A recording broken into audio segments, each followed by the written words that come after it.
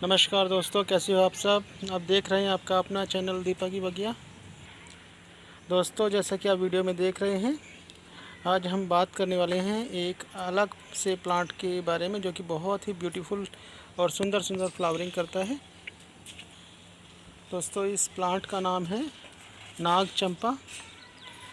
चंपा की जो है दूसरी वैरायटीज़ भी मेरे यहाँ पर लगी हुई है और मैंने उससे रिलेटेड एक वीडियो भी डाला था। चंपा के फ्लावर से रिलेटेड एक वीडियो डाला था, लेकिन मैंने उस वीडियो में चंपा की सभी वैरायटीज़ दिखा दी थी, लेकिन ये वाली वैरायटी रह गई थी जिसको नाग चंपा के नाम से जानते हैं। मैं आपको दिखाता हूँ इस वीडियो में। और जो मेरे यहाँ पर चंपा लगी हुई है अलग अलग वैरायटीज़। तो दोस्तों, ये देखिए, ये डार्क मैरून चंपा है जो गहरे रंग के हैं जिसके लीव्स। और ये जो चंपा है जो आप देख रहे हैं वीडियो में, ये जो है चंपा की एक नॉर्मल प्रजाति है। इस तरह की प्रजाति है। देखिए, ये दूसरा पौधा ये है, तीसरा पौधा सॉरी ये है। इस तरह की ये वाली भी सेम ही है।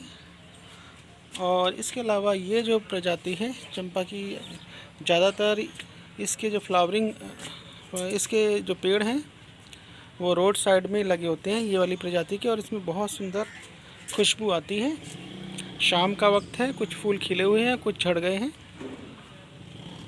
तो दोस्तों, अलग अलग प्रकार की चंपा मेरे यहाँ लगी हुई है। और इसके अलावा दोस्तों, जैसा कि आप देख रहे हैं, यहाँ पर नॉर्थ इंडिया में बहुत तेज़ कड़ाके की धूप पड़ रही है आजकल, जिसके कारण लीव्स जो है बर्न हो रहे हैं और फ्लावर्स भी जो है खिलते तो हैं लेकिन बर्न होने लगते हैं जल्दी ही धूप की वजह से। तो ये अलग अलग वैरायटीज़ आप देख रहे हैं चंपा की लगी हुई थी। इन सभी के बारे में मैंने ओवरव्यू दिया था आपको, लेकिन जो नाग चंपा है उसका ओवरव्यू नहीं दिया था।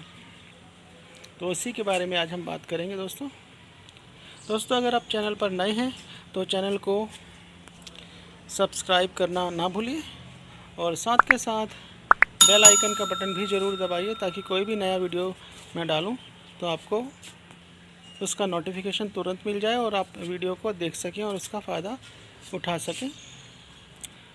तो दोस्तों, शुरू करते हैं हम आज का वीडियो। तो दोस्तों, शुरू करते हैं आज के वीडियो को। जैसा कि आप देख रहे हैं, नाग चंपा, ये भी चंपा की एक वैरायटी होती है। इसको नाग चंपा इसलिए कहा जाता है क्योंकि जो इसके लीव्स हैं ये देखिए नाग के फन के समान होते हैं, जिसकी वजह से इसको नाग चंपा के नाम से जाना जाता है।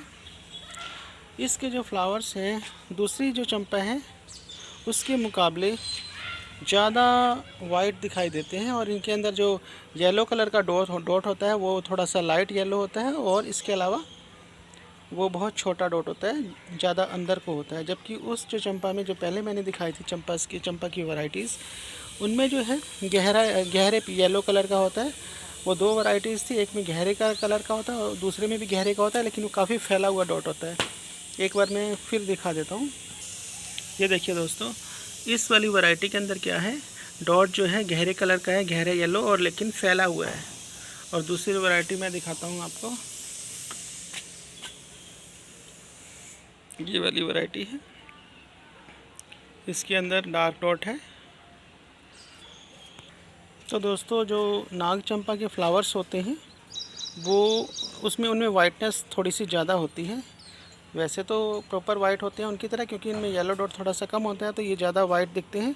और दूसरी बात इनके बारे में जो स्पेशल है, जो आपने शायद नहीं सुनी होगी, जिन्होंने इस पौधे को लगाया है उनको तो पता होगी, लेकिन दूसरे लोगों ने इस बात को नहीं सुना होगा कि इस फ्लावर में खुशबू नहीं होती। जबकि इससे पहले जो दो फ्लावर मैंने दिखाए चंपा के, दो तीन किस्में सॉरी, एक तो डार्क मैरून दिखाई थी और दूसरी दो अलग प्रकार की वाइट किस्में दिखाई थी। तीनों में ही बहुत भर भर के खुशबू होती है, बहुत ज़्यादा। यानी कि अगर आप शाम के वक्त इन पौधों के, इन प्लांट्स के आसपास होते हैं तो खुशबू से सराबोर कर देते हैं आसपास के वातावरण को। बहुत ही मनमोहक खुशबू होती है, मन को मोह लेती है। लेकिन इस नाग चंपा की वैरायटी में जो है खुशबू नहीं पाई जाती। इसमें सूंघ कर आप देखिए, अगर आपने लगाई होगी तो देखिए उसमें कोई बिल्कुल भी खुशबू नहीं होगी। तो ये एक ऐसी प्रजाति है इसमें खुशबू नहीं होती और इसको इसकी सुंदरता के लिए लगाया जाता है, बहुत ही सुंदर दिखाई देती है। दोस्तों जो नाग चंपा की केयर है वो सेम उसी प्रकार से की जाती है जिस तरह से दूसरी चंपा, नॉर्मल चंपा जो है उसकी की जाती है।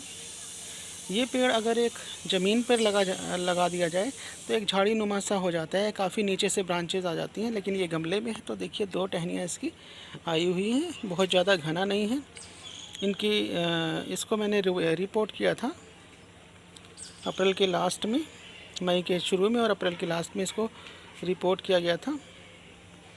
इसमें भी दोस्तों इस वाली वैरायटी में भी क्या है, सैप निकलता है, एक चिपचिपा पदार्थ वाइट कलर का निकलता है। इसको भी उसी तरह से स्टेम से प्रोपागेट किया जा सकता है जैसे कि नॉर्मल चंपा को स्टेम से प्रोपागेट किया जा सकता है।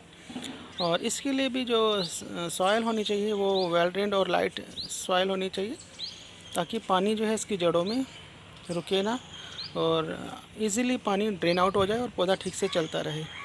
दोस्तों जैसा कि आपको पता ही है, अगर इस पौधे के गमले में या इसकी जड़ों में पानी रुकेगा, ड्रेन आउट नहीं होगा तो क्या होगा, इसकी जड़ें जो हैं गल जाएंगी, रूट रोट का शिकार हो जाएंगी और पौधा जो है डाई बैक कर जाएगा, मरता चला जाएगा।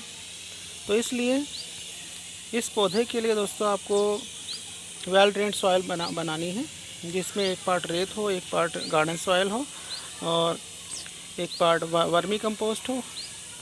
1 चम्मच आप फंगीसाइड पाउडर मिला सकते हैं और 1 मुट्ठी आप नीम खली पाउडर इसके अंदर डाल सकते हैं, नीम खली डाल सकते हैं इसके अंदर। तो इस तरह से अच्छी सी वेल ड्रेन्ड सॉइल बनाइए तो ज़्यादा अच्छा रहेगा।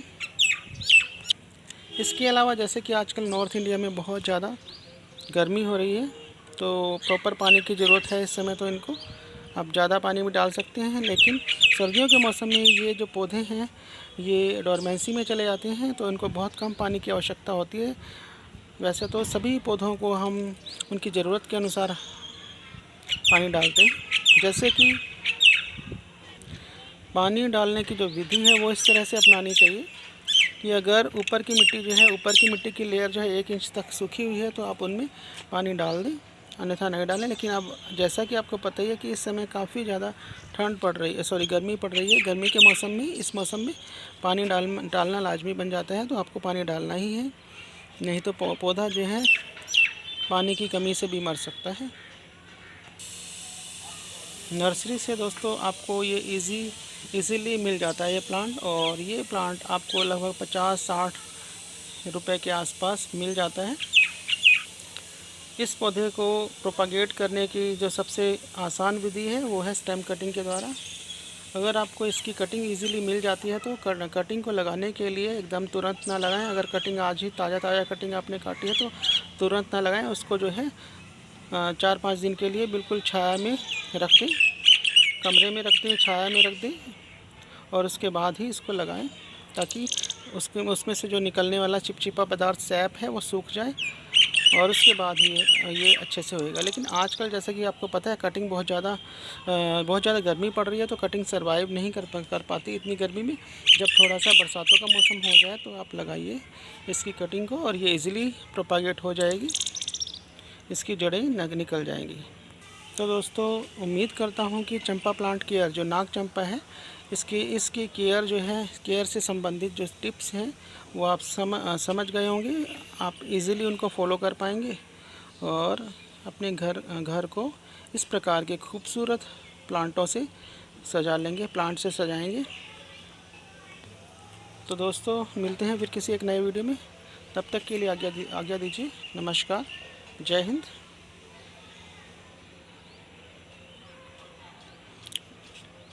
हैप्पी गार्डनिंग दोस्तों।